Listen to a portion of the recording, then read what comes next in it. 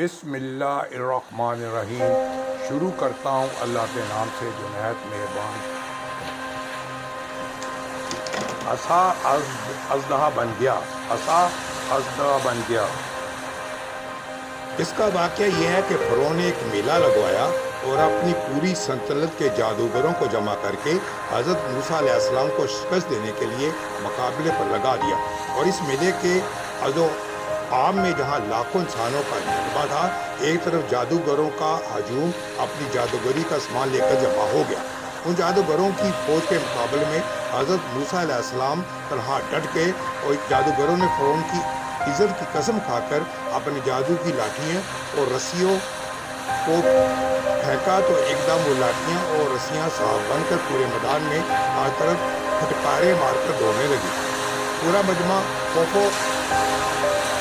راس میں مداس بات حواس ہو کر ادھر ادھر بھاگنے لگا اور فرعون کے تمام جادوگر اس کرتب کو چکا کر اپنی فتح کے گھمنڈ اور غرور کے نشے میں بدمست ہو گئے اور جوش شادمانی سے تالیاں بجا بجا کر اپنی مسرت کا اظہار کرنے لگے کہ اتنے میں ناگہاں حضرت موسی علیہ السلام نے خدا کے حکم سے اپنی مقدس لاٹھی کو ان سانپوں کے ہجوم میں ڈال دیا تو یہ لاٹھی ایک بہت بڑا اور نہایت ہیبت ناک اژدھا بن کر جادوگروں کے تمام سانپوں کو نکل گیا۔ یہ معجزہ دیکھ کر تمام جادوگر اپنی شکست کا اعتراف کرتے ہوئے سجدے میں گر پڑے اور بلند آواز میں یہ اعلان کرنا شروع کر دیا کہ آمنا بربی ہارون و موسی، یعنی ہم سب حضرت ہارون حضرت موسی علیہ السلام کے رب پر ایمان لائے۔ اے موسیٰ، یا تم ڈالو یا ہم پہلے ڈالیں؟ موسیٰ نے کہا کہ بلکہ تم ہی ڈالو، جنہیں ان کی رسیاں اور لاٹھیاں ان کے جادو کے دور سے ان کے خیال میں دوڑتی نہیں ہوئی۔ اپنی جی میں موسیٰ نے خوف پایا، ہم نے فرمایا ڈر نہیں، بے شک تو ہی غالب ہے اور ڈال تو دے جو تیرے اپنے ہاتھ میں ہے۔ ان کی بناوٹوں کو نکل جائے گا جو بنا کر لائے ہیں، وہ تو جادوگر کا فریب ہے اور جادوگر کا بلا نہیں ہوگا۔ کئی آگے تو سب جادوگر سجدے میں گڑا لیے، بولے ہم اس پر ایمان لائے جو ہارون موسیٰ کے رب سے ہے۔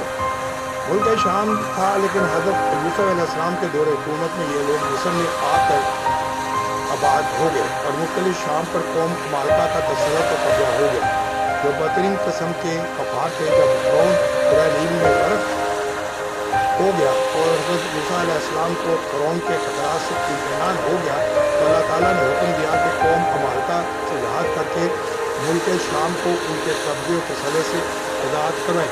کہتے ہیں آپ 6 لاکھ بنی اسرائیل کی فوج لے کر جہاد کے لیے روانہ ہو گئے، مگر ملک شام کی حدود میں پہنچ کر بنی اسرائیل قوم امالکہ کا ایسا خوف سوار ہو گیا کہ بنی اسرائیلی ہمت ہار گئے اور جہاد سے منہ پھیر لیا۔ اس نافرمانی پر اللہ تعالیٰ نے بنی اسرائیل کو یہ سزا دی کہ یہ لوگ 40 برس تک میدان طیہ میں بھٹکتے اور گھومتے پھرے اور اس میدان سے باہر نہ نکل سکے۔ حضرت موسیٰ علیہ السلام بھی ان لوگوں کے ساتھ میدان طیہ میں تشریف فرما تھے۔ جب بنی اسرائیل نے اب میدان میں بھوک پیاس کی شدت سے بےقرار ہو گئے تو اللہ تعالیٰ نے حضرت موسیٰ کی دعا سے ان لوگوں کے کھانے کے لیے مانو سلوا آسمان سے اتارا۔ مان شہد کی طرح ایک قسم کا ہوگا تھا اور سلوا بنی ہوئی بٹیرے تھے۔ کھانے کے بعد جب یہ لوگ پیاس سے بےتاب ہونے لگے اور پانی مارنے لگے تو حضرت موسیٰ علیہ السلام نے پتھر پر اپنا سا مار دیا تو پتھر پر 12 چشمے ٹوٹ کر بہنے لگے اور بنی اسرائیل کے 12 خاندان اپنے اپنے چشمے سے پانی لے کر خود بھی پینے لگے اور اپنے جانوروں کو بھی پلانے لگے اور پورے 40 برس تک یہ سلسلہ جاری رہا۔ حضرت موسیٰ علیہ السلام کا معجزہ تھا جو عصا اور پتھر کے ذریعے روز آیا تھا۔ قران مجید نے اس واقعے اور معجزے کا بیان کرتے ہوئے ارشاد فرمایا اپنے عصا مارو، فوراً اس میں سے 12 چشمے بہہ نکلے، ارگر نے اپنا گھاٹ پہچان لیا۔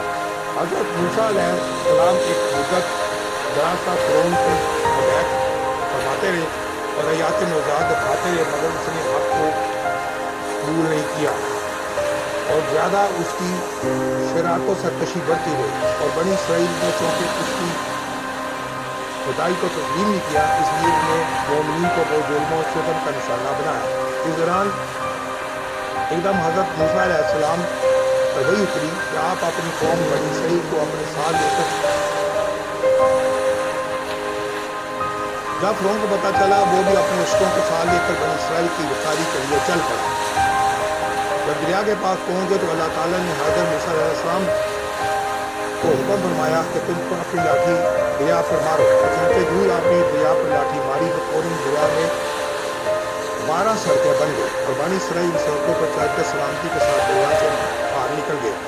فرعون جب دریا کے قریب پہنچا اور اسے دریا کی سڑکوں کو دیکھا تو وہ بھی اپنے لشکروں کے ساتھ اس سڑکوں پر چل پڑا. مگر جب فرعون اس کا لشکر دریا کے بیچ پہ پہنچا تو اچانک دریا موجیں مارنے لگا اور سب سڑکیں ختم ہو گئیں اور فرعون اپنے لشکروں سے دریا میں غرق ہو گیا.